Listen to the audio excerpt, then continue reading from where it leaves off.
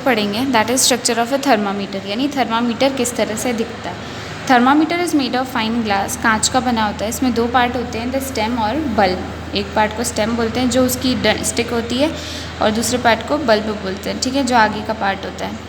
The stem is a thin glass tube with a very fine bore inside it. तो stem एक पतली सी glass tube, कांच की tube जैसी होती है, with a very fine bore inside it. उसके अंदर क्या लगा होता है, mercury. The fine bore is the capillary, यानी उसमें एक और अंदर पतली सी स्टिक जगह होती है, वो कैपिलरी विच रंग along the length of the tube. वो कैपिलरी किस लेंथ में चलती, किस जगह चलती है, इस लाइन के पैरेलल ही चलती है। One end of the capillary ends in a thin walled glass bulb filled with mercury. इसका एक एंड कहाँ ख़त्म होता है, एक बल्ब पे आके ख़त्म होता है, जहाँ उस बल्ब के अंदर क्या फिल किया होता है, मरकरी फिल किया होता है, ठीक है। और उसका दूसरा end, the other end of the capillary sealed after removing all air from inside. और दूसरे एंड को उसको सील कर दिया जाता है कैपिलरी के, और जहाँ से सारी एयर निकाल करके, क्योंकि बिल्कुल भी एयर नहीं होनी चाहिए अंदर। It is also provided with a hook, इसके अंदर एक हुक भी आता है, ठीक है। तो ये था इसके बारे में थर्मामीटर की, इसका स्ट्रक्चर कैसा होता है।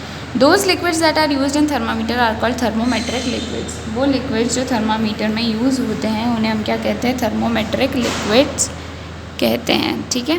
फॉर एग्जांपल मरकरी, सबसे ज़्यादा मरकरी, और वही इस्तेमाल होता है एक्चुअली। मरकरी थर्मामीटर में क्यों इस्तेमाल होता है, बिकॉज ये स्टिक नहीं होता walls of the capillary tube, यानी बिल्कुल भी जो इस थर्मामीटर की वॉल्स है उस पर बिल्कुल भी चिपकता नहीं है।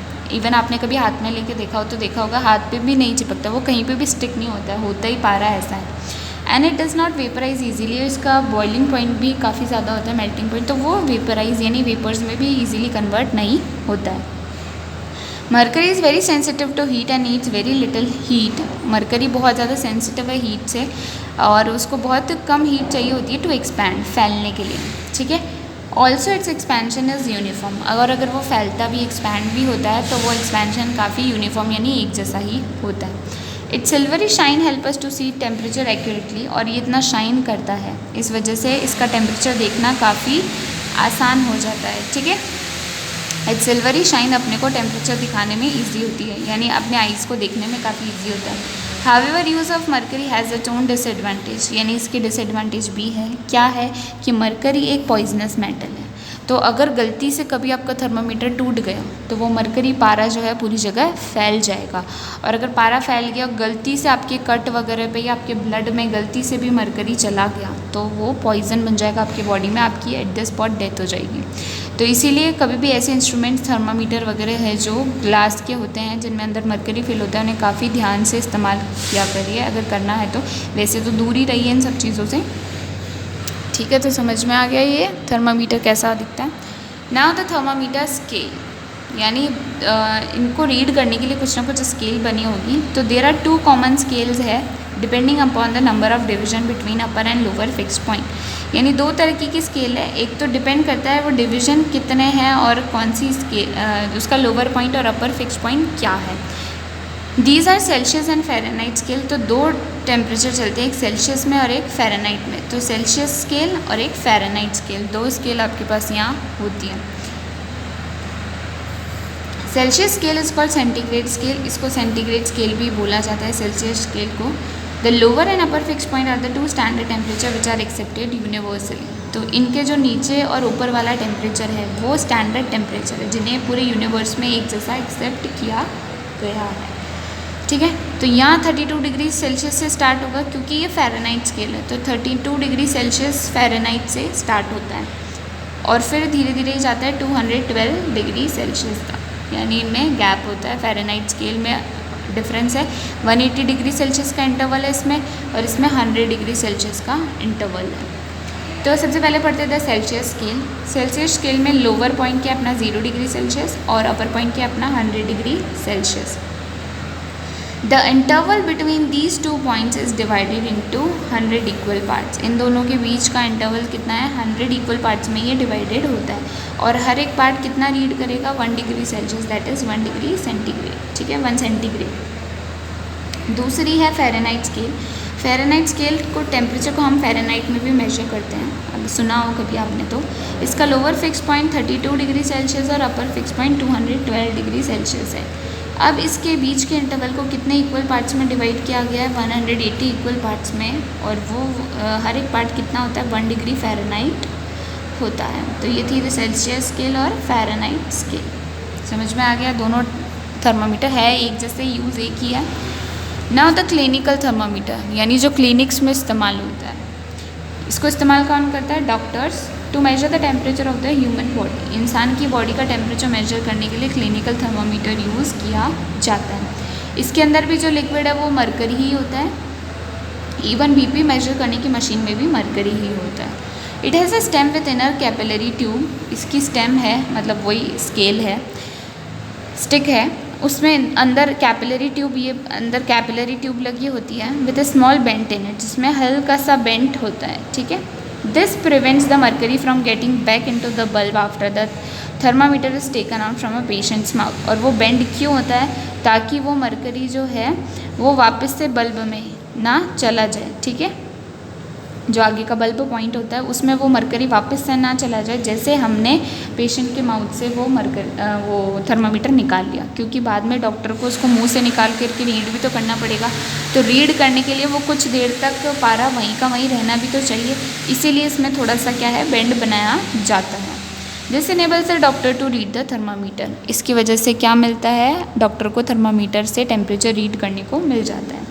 टू रीयूज़ इट, इसे दोबारा इस्तेमाल करने के लिए इसे थोड़ा सा झटका देना पड़ता है, स्लाइट जर्क। ऐसे आपने देखा होगा फिल्म वगैरह में, या दिखाते हैं जहाँ शूटिंग वगैरह में ये चीज़ें दिखाते हैं कि वो स्लाइट जर्क देते हैं उसको टेम्परेचर को रीड करने के बाद, जिससे क्या होता है, सारा मरकरी वापस से बल्ब में आ जाता है, ठीक है।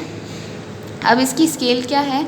From 94 degree Fahrenheit to 108 degree Fahrenheit, और हर एक डिग्री में 94 टू 95 डिग्री में जब जाएगा तो उसमें 5 डिवीज़न, 5 स्मॉल पार्ट्स में वो डिवाइडेड होता है।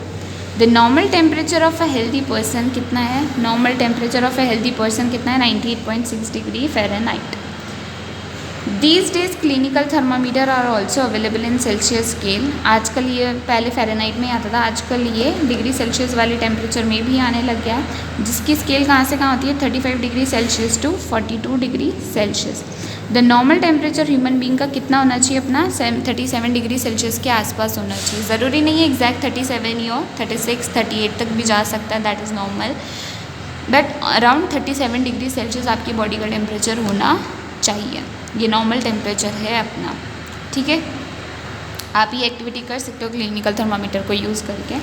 नाउ आपको सेल्सियस और फ़ारेनहाइट दो स्केल्स दिख रही हैं, तो इन दोनों के बीच में क्या रिलेशन है? यानी मैं 0 डिग्री सेल्सियस को कितना फ़ारेनहाइट बोल सकती हूँ, ठीक है, या मैं 0 डिग्री फ़ारेनहाइट को कितना डिग्री सेल्सियस बोल सकती हूँ, वो मुझे निकालना है।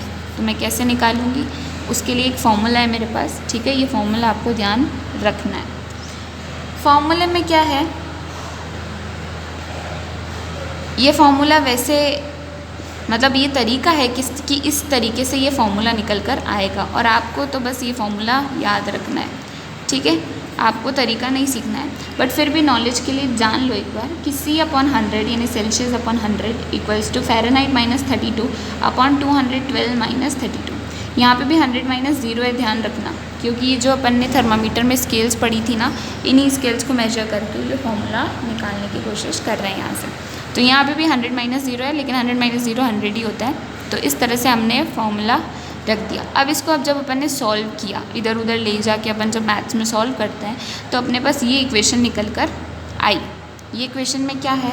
जो भी डिग्री सेल्सियस का टेम्परेचर होगा, यानी मान लीजिए 10 डिग्री सेल्सियस है, उसको आप यहाँ रखोगे, इंटू करोगे 9/5 से, प्लस उसमें 32 आप ऐड कर दोगे, तो आपको पता चल जाएगा कि कितना फ़ारेनहाइट है। तो मैं फॉर एग्जांपल आपको 10 डिग्री सेल्सियस में कितना फ़ारेनहाइट निकल के आएगा वो बताती हूँ। 10 डिग्री सेल्सियस इंटू 9/5 प्लस 32, ठीक है। 5 1 5, 5 2 10, 2 डिग्री सेल्सियस इंटू 9 कितना हो गया? 18 डिग्री सेल्सियस प्लस 32, ठीक है।